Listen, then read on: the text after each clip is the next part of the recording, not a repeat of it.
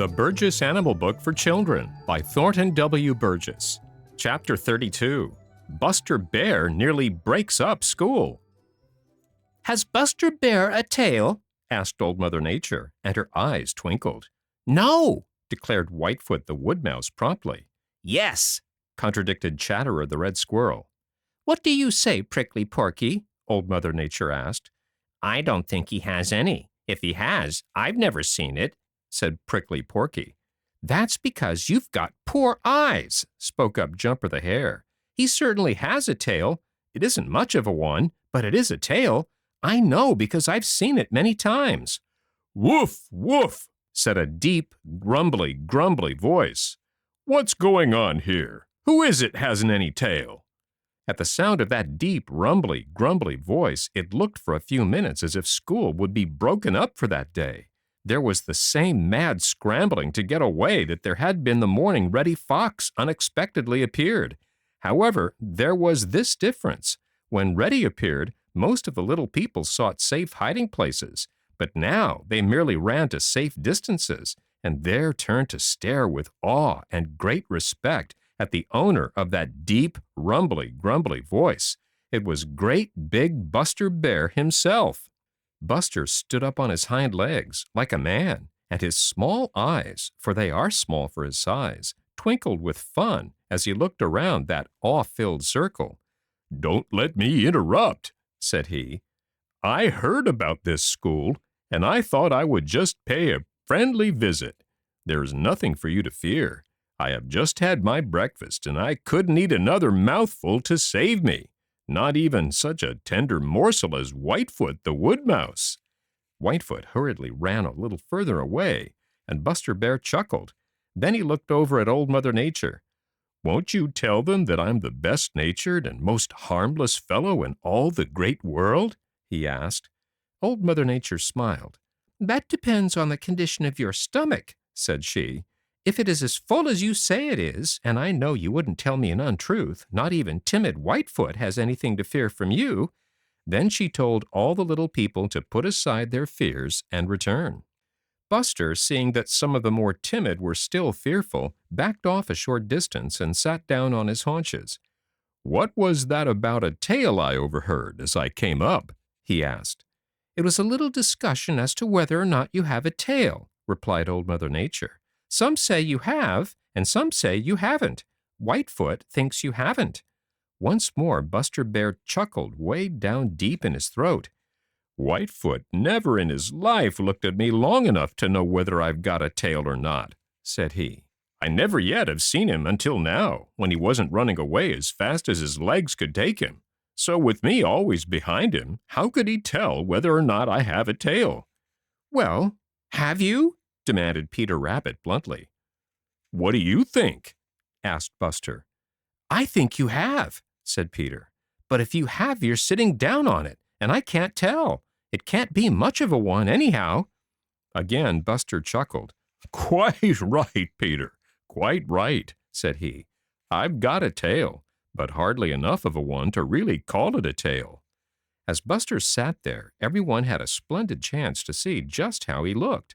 His coat was all black. In fact, he was black all over, with the exception of his nose, which was brown. His fur was long and rather shaggy. His ears were round. His paws were big and armed with strong, wicked-looking claws. "You all see what a black coat Buster has," said Old Mother Nature. "Now I'm going to tell you something which may surprise you. Just as there are red foxes that are black, so there are black bears that are brown." "What's that?" grunted Buster with the funniest look of surprise on his face. "It's a fact, Buster," said Old Mother Nature. "A great many of your family live out in the mountains of the far west, and there quite often there will be one who is all brown. People used to think that these brown bears were a different kind of bear and called them cinnamon bears. It was a long time before it was found out that those brown bears are really black bears. Sometimes one of the twin babies will be all black and the other all brown. Sometimes one of Buster's family will have a white spot on his breast. Buster's branch of the family is found in nearly all of the wooded parts of the entire country. In the sunny south, they live in the swamps and do not grow as big as in the north. Buster, there's a soft spot on the ground. I want you to walk across it so that these little folks can see your footprints." Good-naturedly, Buster dropped on all fours and walked across the soft spot. Right away, everyone understood why Old Mother Nature had asked Buster to do this.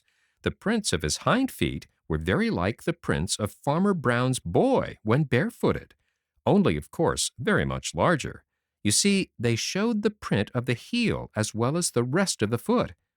"You see," said Old Mother Nature, "Buster puts his whole foot on the ground, while all members of the dog and cat families walk wholly on their toes.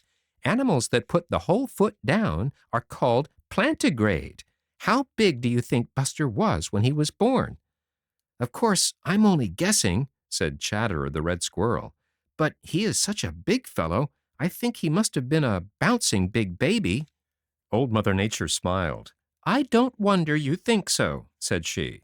"The fact is, however, Buster was a very tiny and very helpless little chap. He was just about the size of one of Prickly Porky's babies. He was no bigger than a rat. He was born in the middle of winter and didn't get his eyes open for 40 days.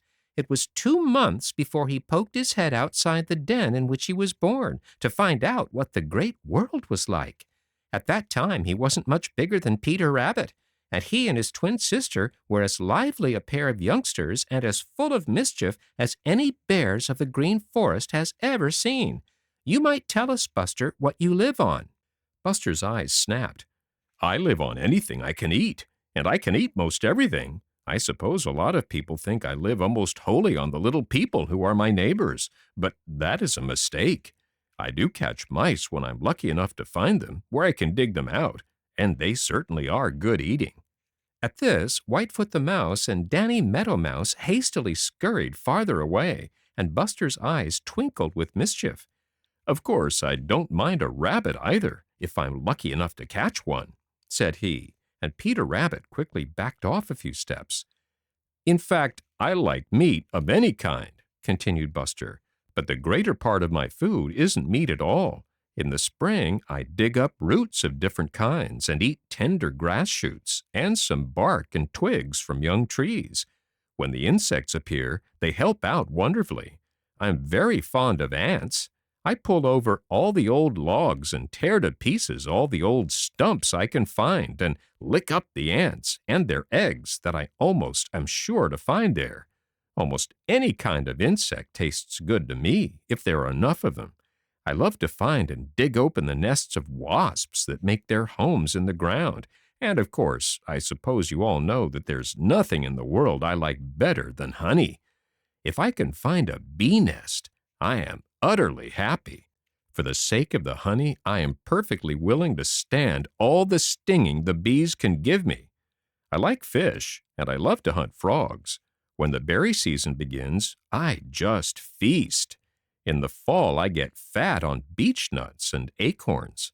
The fact is, there isn't very much I don't like." "I've been told you sleep all winter," said Johnny Chuck. "That depends on the winter," replied Buster Bear. "I don't go to sleep until I have to. I don't have to as long as I can find enough to eat. If the winter begins early, with bad weather, I make a comfortable bed of leaves in a cave or under a big pile of fallen trees, or even in a hollow log, if I can find one big enough. Then I go to sleep for the rest of the winter. But if the winter is mild and open, and there's a chance of finding anything to eat, I sleep only in the really bad weather."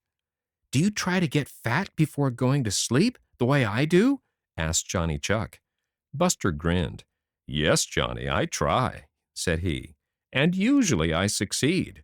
You see, I need to be fat in order to keep warm, and also to have something to live on in the spring, just the same as you do." "I've been told that you can climb, but as I don't live in the Green Forest, I've never seen you climb. I should think it would be slow work for such a big fellow as you to climb a tree," said Johnny Chuck. Buster looked up at Happy Jack Squirrel and winked. Then he walked over to the tree in which Happy Jack was sitting, stood up, and suddenly began to scramble up the tree. There was nothing slow about the way Buster Bear went up that tree. Happy Jack squealed with sudden fright and started for the top of that tree, as only Happy Jack can climb. Then he made a flying jump to the next tree. Halfway up, Buster stopped. Then he began to come down. He came down tail first. When he was within 10 feet of the ground, he simply let go and dropped. "I did that just to show you how I get out of a tree when I'm really in a hurry," explained Buster. "I don't climb trees much now unless it is for honey, but when I was a little fellow, I used to love to climb trees." Suddenly Buster sat up very straight and pointed his nose up in the wind. An anxious look crept into his face. He cocked his ears as if listening with all his might. That is just what he was doing. Presently he dropped down to all fours. "Excuse me," said he. "I think I had better be going. Farmer Brown is coming down the Lone Little Path." Buster turned and disappeared at a speed that was simply astonishing in such a clumsy-looking fellow. Old Mother Nature laughed. "Buster's eyes are not very good," she said, "but there is nothing the matter with his nose or with his ears. If Buster says that Farmer Brown is coming down the Lone Little Path, there is no doubt that he is, although he may be some distance away yet. Buster has been smart enough to learn that he has every reason to fear man, and he promptly takes himself out of the way at the first hint that man is near. It is a funny thing, but most men are as afraid of Buster as Buster is of them, and they haven't the least need of being afraid at all. Where man is concerned, there isn't one of you little people more timid than Buster Bear. The faintest smell of man will make him run. If he should be wounded or cornered, he would fight. Mrs. Bear would fight to protect her babies, but these are the only conditions under which a black bear will face a man. You think Buster is big, and he is, but Buster has relatives very much bigger than he. He has one beside whom he would look actually small. I'll tell you a little about these cousins of Buster.